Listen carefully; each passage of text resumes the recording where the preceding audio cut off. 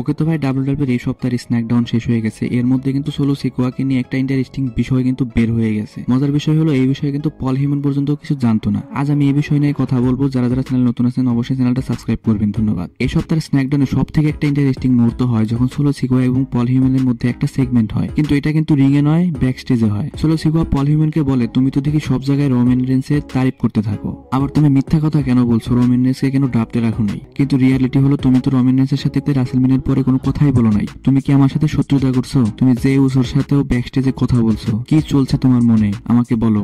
পল human এই কথা শুনে অনেক ভয় পায়, সে কিন্তু পরে কথাও বলতে পারে না। তারপর সোলো সিকোয়া একটা কথা বলে যেটা শোনার জন্য কিন্তু কেউ প্রস্তুত ছিল না। সোলো সিকোয়া বলে, রোমান রেন্সের সাথে তুমি রাসেলমেনিয়ার পরে দেখা করো নাই, কিন্তু আমি দেখা করছি। রোমান রেন্স আমাকে ব্লাড লাইন চালাতে বলছে, আমি এখন ব্লাড লাইনের নতুন লিডার। যতদিন পর্যন্ত রোমান রেন্স না আসবে আমি এটাই বলছি, তোমাকে আমার নিচেই কাজ করতে হবে এবং আমার অর্ডারই মানতে হবে। যারপর কিন্তু সে পল হিউম্যানকে জড়িয়ে ধরে আর পাকা চোখে তাকায় তার ভাইদের দিকে। গাইস, যেখানে বোঝা যায় কিছু তো একটা হবে। আমি নেক্সট ভিডিওতে বলবো পরে কি কি হতে পারে তার সাথে। কে কে চান রোমান রেন্স আবার ডাব্লিউডাব্লিউই তে ফিরে আসুক অবশ্যই কমেন্ট করে জানান, ধন্যবাদ।